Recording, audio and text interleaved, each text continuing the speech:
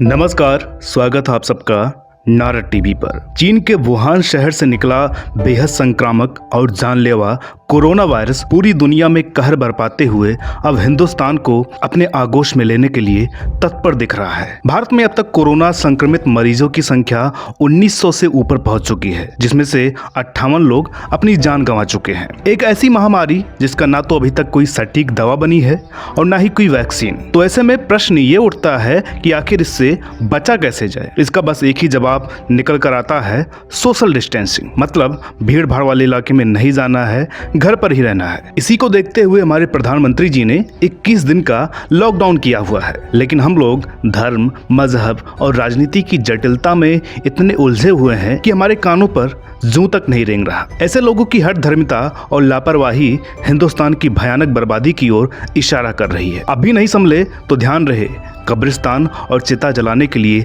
जमीन कम पड़ जाएगी। भगवान न करे, लेकिन अगर कोरोना अपने तीसरे चरण में पहुंचा तो इसका परिणाम हमारी आने वाली पीढ़ियां भी भुगतेंगी। कहते हैं इंसान इतिहास से सीखता है। बीती सदियों में प्लेग, स्पेनिश फ्लू, हैजा आदि महामारियों ने इंसानी सभ्यता को जबरदस्त क्षति पहुंचाई, लेकिन हम उससे भी कुछ नहीं सीख रहे। और तो और हमारे पास इटली, अमेरिका, फ्रांस, चीन जैसे देशों के उदाहरण भी मौजूद हैं, जहां पर इस महामारी ने जनजीवन को पूरी तरह अस्त व्यस्त कर दिया। फिर भी हम अपनी आदत से बाज नहीं आ रहे। इसे देखकर तो यही कहा जा सकता है कि अब तो बस ऊपर वाला ही मालिक है। खैर, आते हैं अपने मेन मुद्दे पर। कोरोना का लक्षण क्या है, ये कैसे फैलता है, इसका बचाव कैसे करें, ये बातें आप कई दिनों से सोशल मीडिया और मेन स्ट्रीम मीडिया के माध्यम से सुनते आ रहे होंगे। आइए अब जानते हैं कि अगर आपको कोरोना हो गया फिर आपके साथ क्या किया जाएगा। बहुत ही सरल शब्दों में बताऊंगा और मेरा उद्देश्य आपको डराना नहीं है। सोशल मीडिया पर तमाम तरह की अफवाहें फैली हुई हैं कि अगर आपको कोरोना हो गया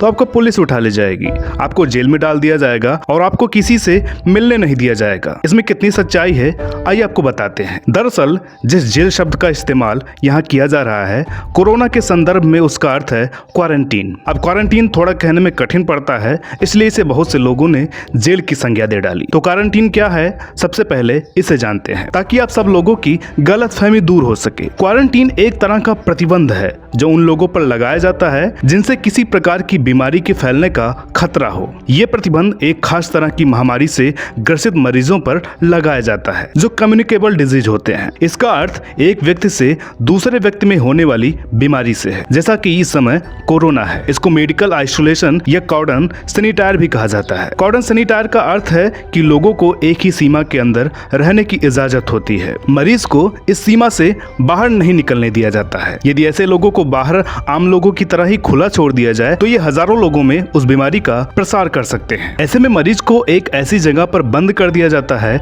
जहां पर किसी को भी उससे मिलने जुलने की इजाजत नहीं होती है। यहाँ तक कि उसके बाहर निकलने पर भी पूरी तरह पाबंदी होती है। इस तरह के हालातों में मरीज खुद भी सेल्फ क्वारंटीन हो सकता है। सेल्फ क्वारंटीन मतलब इसमें घर के एक कमरे में अलग रहना होता है। परिवार के सदस्य या किसी बाहरी से सीधा संपर्क नहीं रखा जाता है। संदिग्ध के कमरे में कोई दूसरा व्यक्ति नहीं जाएगा। बाथरूम नियमित तौर पर साफ हो, दूसरा व्यक्ति इसे इस्तेमाल ना करे। संदिग्ध से 6 फीट दूर रहना चाहिए। बाहर निकले तो मास्क पहन लें। घर में अकेले हैं तो अपना जरूरी सामान किसी से मंगवाएं। एक ही किचन है तो एक ही व्यक्ति वहां जाए। खुद किचन में जाने से बचे। बार बार साबुन से हाथ धुलते रहें। अपना कचरा इधर उधर ना फेंकें। तो ये हो गया सेल्फ क्वारंटीन। अब ये क्वारंटीन शब्द आया कहां से और इसका प्रचलन कैसे शुरू हुआ, आइए अभी जानते हैं। इसके पीछे की कहानी ये है कि यूरोप में 1348 से 1359 के दौरान प्लेग महामारी फैली हुई थी। ये बीमारी चूहों के शरीर पर बसने वाले पिस्सुओं से इंसानों में आई थी। इसके फैलने का जरिया थूक और छींक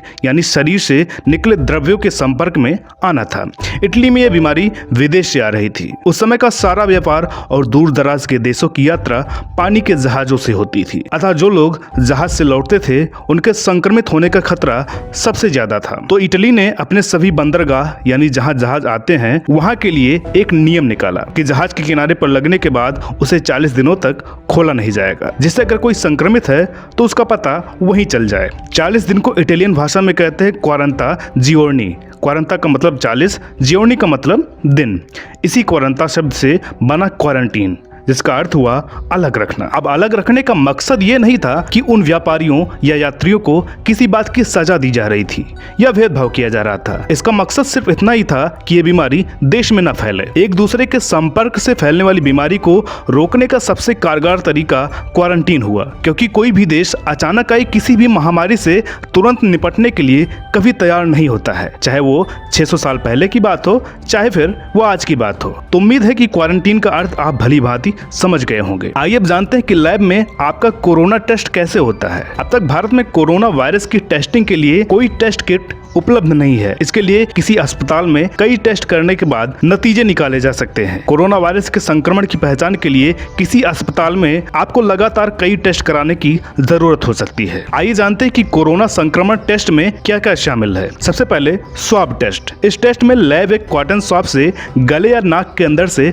सैंपल लेकर टेस्ट करता है। दूसरा है नेजल एस्पिरेट। वायरस की जांच करने वाला लैब आपकी नाक में एक सॉल्यूशन डालने के बाद सैंपल कलेक्ट कर उसकी जांच करता है। तीसरा है ट्रेजल एस्पिरेट। ब्रोंकोस्कोप नाम का एक पतला ट्यूब आपके फेफड़े में डालकर वहां से सैंपल लेकर उसकी जांच की जाती है। चौथा है एस्पिटम टेस्ट, या फेफड़े में जमा मटेरियल या नाक से स्वाब के जरिए निकाले जाने वाले सैंपल का टेस्ट होता है। और पांचवा है ब्लड टेस्ट। इस तरह के सभी सैंपल जुटाने के बाद कोरोना वायरस के हिसाब से इसका विश्लेषण किया जाता है। कोरोना वायरस के सभी वेरिएंट के लिए इनका ब्लैंकेट टेस्ट किया जाता है, और अगर आप कोरोना पॉजिटिव हैं तो आपको क्वारंटीन में डाल दिया जाता है। क्वारंटीन में आपको डॉक्टर्स की निगरानी में रखकर इलाज किया जाएगा, जहां पर सामान्य आदमी को जाने की इजाजत नहीं होती है। अगर आपको कोरोना हो गया तो आप अपने परिवार के किन्हीं भी सदस्यों से नहीं मिल पाएंगे जब तक कि आप ठीक नहीं हो जाते। और अगर आपकी कोरोना से जान चली जाती है तो आपकी लाश भी आपके घर वालों को नहीं सौंपी जाएगी।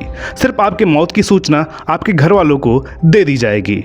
आप कहां दफनाए जाएंगे या जलाए जाएंगे इसकी जानकारी भी आपके घर वालों को नहीं होगी। तो कोरोना की मौत कितनी दर्दनाक होती है ये तो आप सबको पता चल ही गया होगा। इसलिए कहा जा रहा है कि घर पर रहें, सुरक्षित रहें। ये धर्म और पार्टी का एजेंडा बाद में चला लेना, क्योंकि हम वर्षों से यही करते चले आ रहे हैं। थोड़ा शांत हो जाइए और एकजुट होकर इस कोरोना जैसी महामारी का सामना कीजिए। कुछ लोग टाइम बम बनकर जानबूझकर कोरोना संक्रमण पूरी दुनिया में फैलाने की कोशिश कर रहे हैं। तो ऐसे लोगों के लिए सरकार से निवेदन है कि इन्हें तुरंत गोली मार दी जाए। जय हिंद, जय भारत।